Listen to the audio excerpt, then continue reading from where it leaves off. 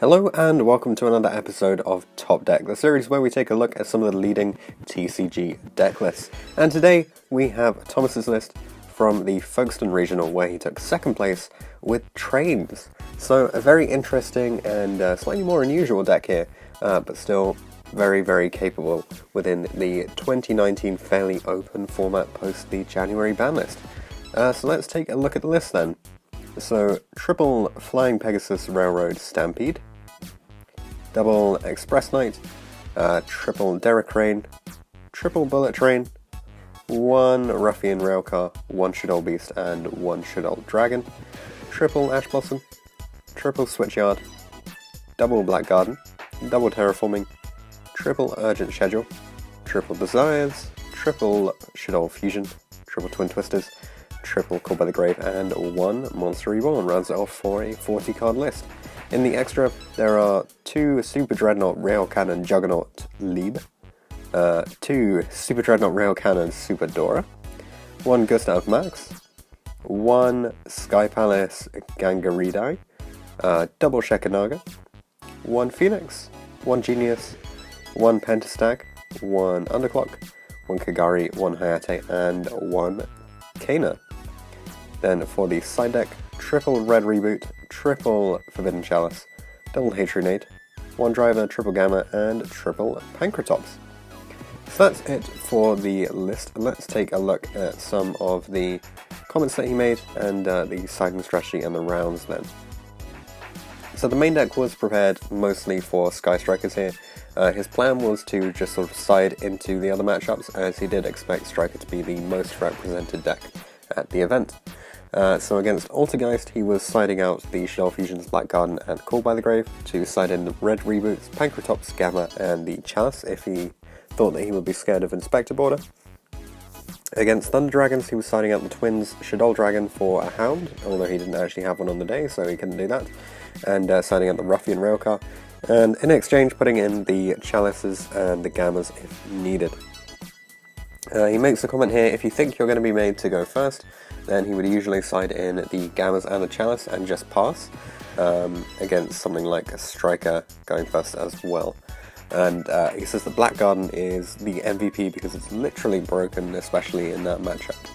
So round 1 against Striker, he should be well prepared for this, and he is going 2-0, opening Twin Twisters and Black Garden in both games, so a pretty quick match there. Round 2 against Altergeist, he went 2-1.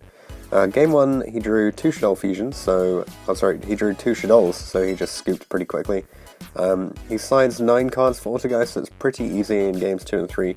He had Twin and Pancratops as well as Gamma.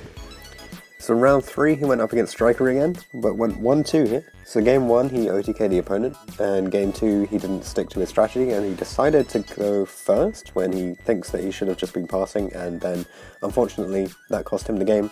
And in game 3, he lost in time because his opponent played very well. And then round 4, against Infernoid Lair. So he went 2-1 here. Game 1, he lost because Trains just hard lose to Lair. He didn't see Twin, and he just couldn't play. And in games 2 and 3, he saw Twins and Gammas, and his opponent didn't have a Lair, so he was able to just OTK. In round 5, against True Draco, he went 2-0 here. He had Ash for the opposing Desires, and after that is a pretty easy matchup. Genius and Dora allow you to grind out the game and kill the opponent. The only bad thing is there can be only one, but you can just twin it and side in Red Reboot and Gamma and Chalice for the border and other problems. Round 6 against Thunder Dragon, he went 2-0.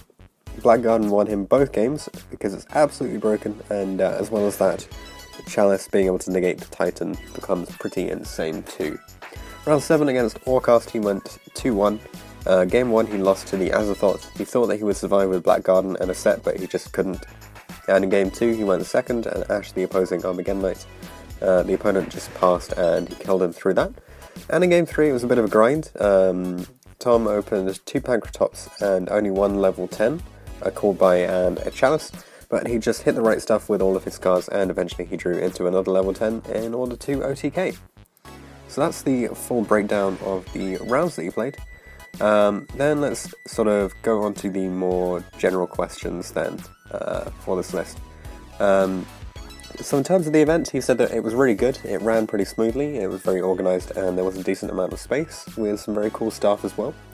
And then why did he decide to play trains? Well, he thinks that in general the trains are really cool.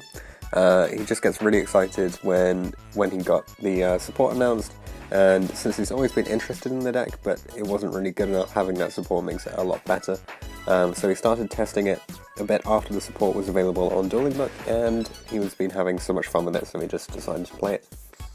In terms of the breakdown, the starter cards are things like the Urgent Schedule, the Shaddoll Fusion, the Night Express, which basically allow you to get an Earth Machine onto the board, and that lets you trigger the Derek Crane and your Speedy Bullet. In terms of the extenders, he says that the Pegasus, the Desires, the Switchyard, the basic plan is to get as many level 10s out in order to make rank 10s and clear the opponent's board or just kill them outright. Typically, when he's playing this deck, he would build boards such as, going second, you just try to make Gangaridai in order to pop 2 by having the Derek Crane under it, or a Dora and a Liba. Against slower decks, you just sort of try to set up Doras since it's virtually impossible for them to deal with. If your opponent makes you go first, then against Striker the best thing to do is just pass, but against most other decks, he just makes a Dora and tries to kill them the following turn. In the future, he's probably going to bump up the hand trap ratios because he's pretty scared of things like Guard Dragon and Orcust. And the list can do with some refining, but he's pretty happy with it at the moment. It will change a lot when Infinite Ignition comes out because he thinks that they will work really well together. The hardest matchup is still Striker, but Garden makes it much easier. They just generate way too much advantage, and you have to kill them pretty much immediately, which is really hard to do, otherwise you just end up losing.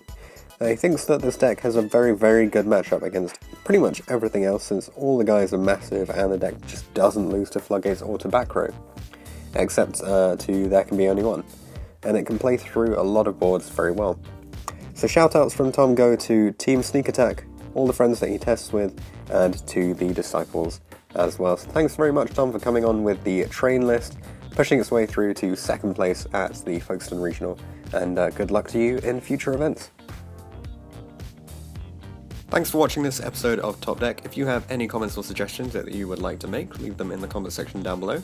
Check out the description for details of how you can get involved in this series. You can enter by voice interview, or instead you could just send all of your information over Facebook Messenger. Anything like that will be absolutely fine. If you want to see anything in particular from the upcoming series, then be sure to get in touch, and I'll see you guys in the next video.